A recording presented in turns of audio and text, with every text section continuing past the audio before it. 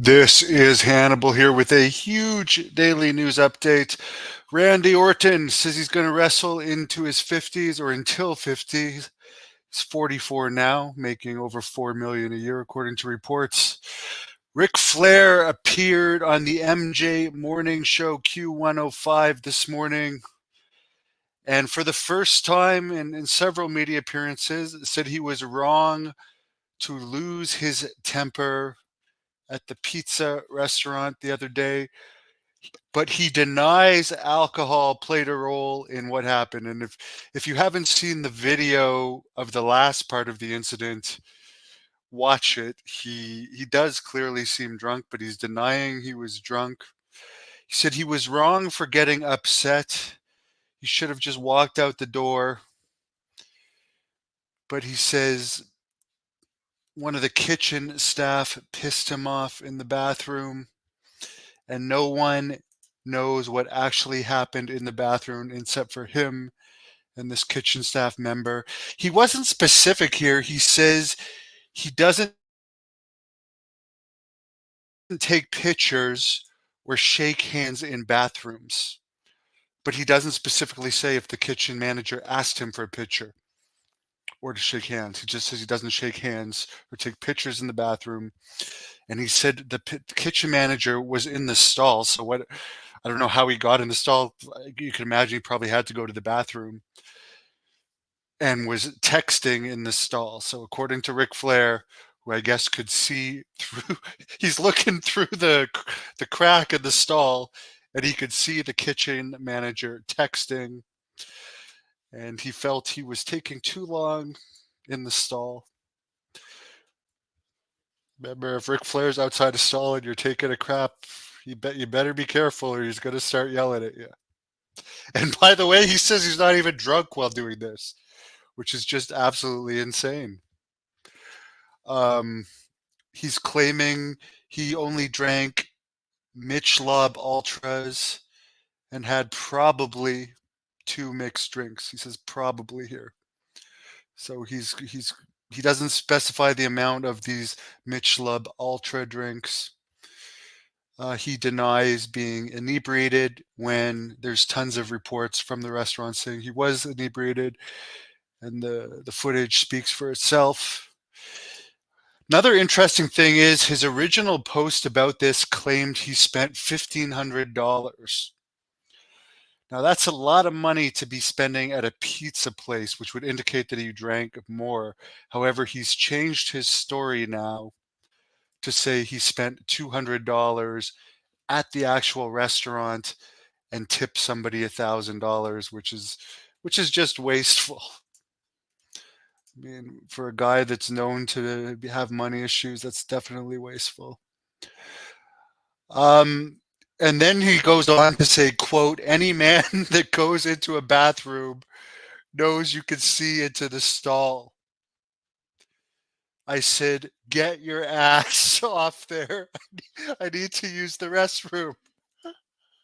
Can you just imagine, just imagine this. You're taking a crap and Ric Flair is like looking at you through the crack in the stall, yelling at you. Like it's just crazy. He's wondering what he's texting. He's probably texting his friends. You're not going to believe this. I'm trying to take a shit. And AEW star, WWE Hall of Famer Ric Flair is looking at me through the crack and yelling at me to hurry up and take a crap faster. Like, this is just a surreal situation. And I can't even believe he's not using being drunk as an excuse here. Because if you're doing that sober, if you're Ric Flair, like, if you're so famous and tipping $1,000, why don't you use your head and tip somebody $1,000 and say, "Hey, could you stand in front of the women's bathroom? Here's $1,000. Block it off. Let me go in there and just take a dump," if that's what he had to do. Who knows what the hell he wanted to do in the bathroom so bad that caused this outburst. Uh, Anyways, he says that his tab was around $200. He's bragging here about tipping the server. He told the restaurant manager to kiss his ass, and he called the bartender dipshit a bunch of times. He was very rude, and he challenged the bartender to fight. And as we saw in the video, a customer said, "Oh, well, I'll fight you. I don't work here." He completely ignored the customer.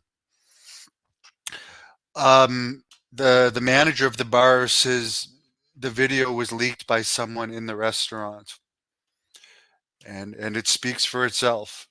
Like, he clearly looks drunk in the video. WWE first quarter. Oh, by the way, and I already said this. I mean, I doubt AEW is going to use him again. I highly doubt it. He did say he's under contract in a recent podcast. But today, they don't like heel heat in wrestling. To me, like, they should have him on AEW tonight. I know I already said this, but like the AEW show, I looked at the preview. It looks friggin' boring. Like, could you imagine with all who's the let's think of this. Let's think of this logically. Everyone watching this, the most talked about person in AEW this week is Ric Flair, and they're not even going to use him on the show. That would be the best way to pop a good rating tonight. They got like a 0.23. It was 0.24 last week, 0.23 the week before, which is almost at NXT level ratings. And like, imagine having Ric Flair. Ric Flair is going to address what happened in the ring and then do some sort of angle in the ring. That would be entertaining, and that would make people tune in. But no, you don't want anyone with real heat on TV these days. Don't put anyone that people actually don't like for real. That's a bad thing. That would be too controversial for wrestling. Wrestling can't be controversial anymore. It's got to be PC, which is why people like me freaking hate it. TKO revenue, WWE first quarter earnings. Sorry, WWE had their first quarter earnings call with TKO today. They made 316.7 million in one quarter. The total TKO revenue, including UFC, was 629.7 million. Was announced Raw will stay on the USA Network from September to December 2024 before they jump to Netflix, and USA Network is paying them 25 million for this. Previously, they didn't know what was going to happen because the deal ran out at the end of September. And of course, when it jumps to Netflix, it's not going to be on TV in Canada or the US anymore. What else did it say? Media rights and content for WWE revenue was 221.1 million. So that's basically for the video stuff. Live events for ticket sales, 50.2 million. Sponsorship, 13.8 million. Merchandise, 31.6 million. So say what you want. It might not be a lot of our cups of tea, but it did well, and I'm sure The Rock returning had something to do with that. As far as UFC revenue breakdown for the first quarter, they had 214.5 million in media rights, just over or just under WWE. WWE actually had more money for media rights. For live events, they only had 11 compared to WWE having 40, but still made 35.3 million. They kicked WWE's ass in sponsorship, 48.6 million. And WWE actually beat them in consumer products, which shows you that that UFC doesn't have as many stars these days. They had less than half in merchandise sales of WWE, only 14.6 million. That goes to show you they're not selling as much merchandise. Some other notes were there's a lot of cash and non-cash incentives for places like Australia and France and Las Vegas to get WWE and UFC pay-per-views.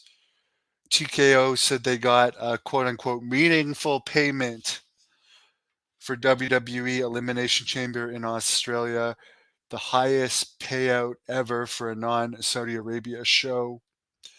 And they also got cash and non-cash incentives to come to Las Vegas during Easter weekend for WrestleMania weekend next year. For Saudi Arabia, it's going to be just 2 WWE shows and 1 UFC show per year, but they're going to try and have more festival type events.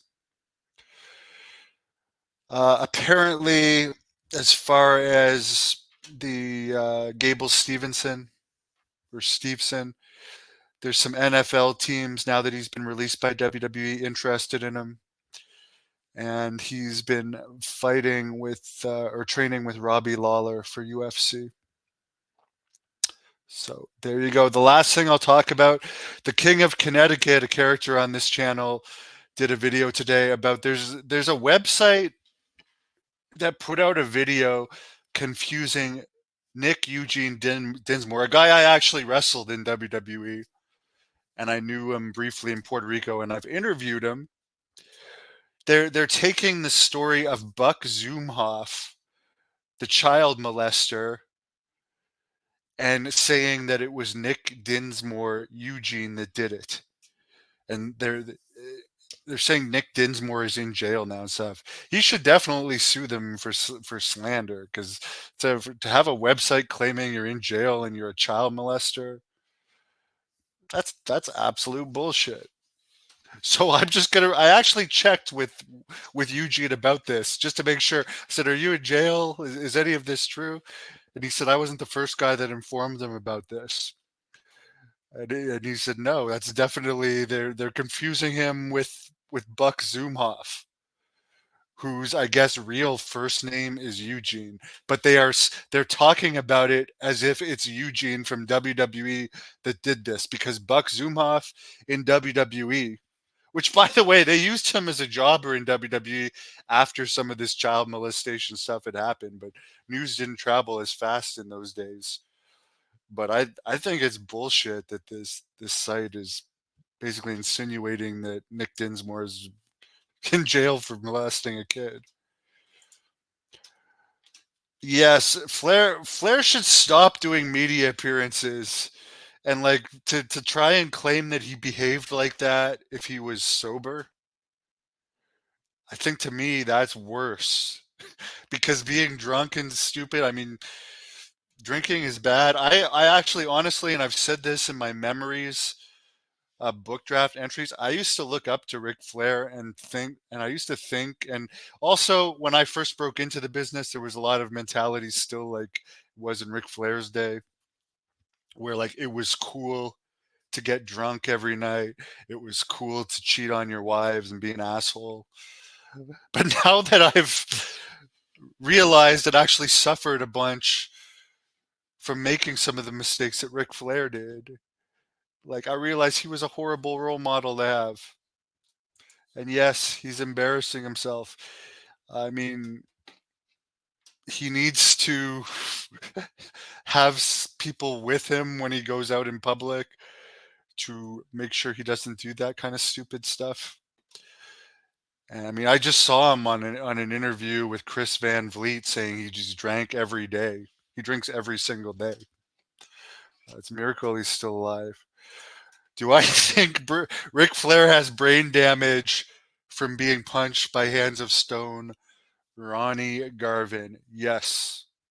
Yes, I do. 100%. Come on, man. Yeah, it's the Nature Boy being the Nature Boy. Uh, all the I'm just saying he did perform like a heel in this, and I'm not saying it's right or anything, but he's known as such a legend. There's stories like this of him happening for decades, and there even 7 years ago, another story like this happened that was caught on camera. But like guys like Ric Flair wouldn't have made it in today's wrestling because they get banned for doing stuff like this. So it just goes to show you. I'm not saying it's bad from like an entertainment standpoint that we don't get real heels. We get like corporate wrestlers pretending to be heels. Um, there's a few guys that still are good characters in real life, like the Brock Lesnar's, and Randy Orton. I think he's definitely an arrogant heel in real life from the stories I've read about him. But it's like harder to suspend disbelief in wrestling because You know a lot of these people are boring in real life, and they're playing characters in wrestling that are boring too. Anyways,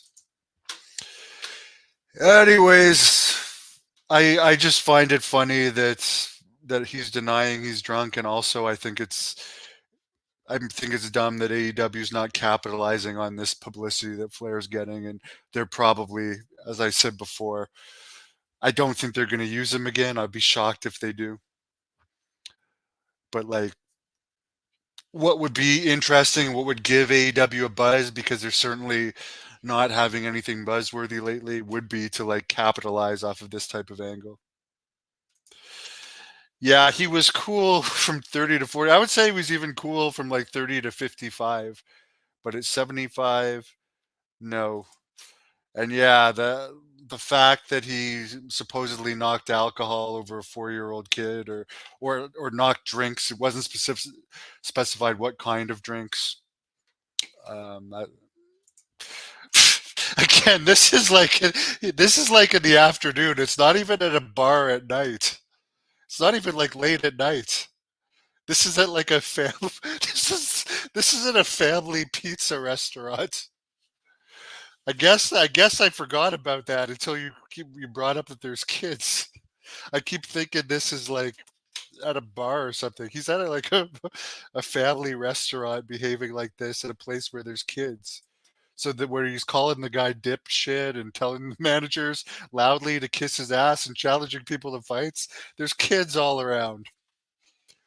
And he wants to try and tell people he's sober while doing this, while looking into the bathroom stalls. Everybody knows when you take a shit, people can see in the bathroom stalls. Not really. I mean, to actually see if someone's texting in there, you gotta. I don't know what kind of stalls have like that thick uh, openings. Usually, it's like a half inch. But I was there. The whole thing's funny. He definitely has psychological issues. Yeah, Todd brings up this happened at a pizzeria at 1 p.m. So yeah, good for Ric Flair. And again, why does he keep saying, "Oh, I tipped $1,000. I tipped $1,000." That just makes him look like an asshole. Because that doesn't even make him sound like he's giving it for good service. That's like, I was an asshole, but I tipped some people $1,000, so it'd be okay. And by the way, I can buy your restaurant if I wanted to. Well, how well is Woo Energy Drinks doing, really, honestly? I've never seen any Woo Energy. Maybe it's because I'm from Canada, but I've never seen one person drink a Woo Energy drink. That's just me. He tells the bartender he put the pizzeria over. I don't know about that. He definitely it's kind it was kind of like amazing how rude he was to the bartender. I commend the bartender for taking it as well as he did, and I commend the guy that like tried to take him outside, the customer, f for actually not doing it, because with how rude, honestly, if I was at a bar, and anyone that knows me knows this is true, if there were, I mean, I wouldn't wanna beat up a 75-year-old man, but I'd probably at least throw them out. I would probably at least walk them outside and call the cops. Like, I wouldn't, if I saw a guy being that rude to people, I would definitely do something about it. Maybe not beat up a 75-year-old man, but I'm shocked nobody did. He's lucky with his heart conditions, reportedly from drinking and stuff. He's lucky no one beat him up. No, no one was trying to film him in the bathroom. He claims that the only thing he said, and this is very up in the air, is he doesn't like shaking hands or taking pictures in the bathroom. And supposedly the kitchen manager was in there with him, and the kitchen manager was in the bathroom stall where he was harassing the kitchen manager. Then somebody called Ric Flair a peeping Tom and a creep, and he claims being called a peeping Tom and a creep for looking in the bathroom stall. Set him up, from what I understand. Anyway, it's very funny. Someone says Richard Burton, the actor, got into a fight after he was drunk and it led to his death. Dynamite Kid got his ass kicked really bad in Cochrane, Alberta at a bar that sponsored a Great North Wrestling show once, the Texas Gate. He got drunk and got into a really bad bar fight. This is after the Bulldogs incident, and everyone says he was never the same after that. He went back to England. You know what, the Grease? I definitely had that thought in my mind. I definitely had that thought in my mind. And we have heard people say that he's partaken in it from time to time, although he was never like known for it. But why would you want to be in the bathroom stall so badly? Someone says that probably is the case. I mean, and that also explains how erratic he behaved, to be perfectly honest with you. To be honest, that explanation, you guys could tell me what you think, but I do think that the Grease's explanation could be a very plausible one. We're all detectives here, but to be honest, this is more interesting than any news from the actual wrestling on TV this week. So why not talk about it as wrestling fans? Thank you for watching the Hannibal TV. Please help me out and like this video, then click the subscribe and get notifications buttons so you don't miss any of my latest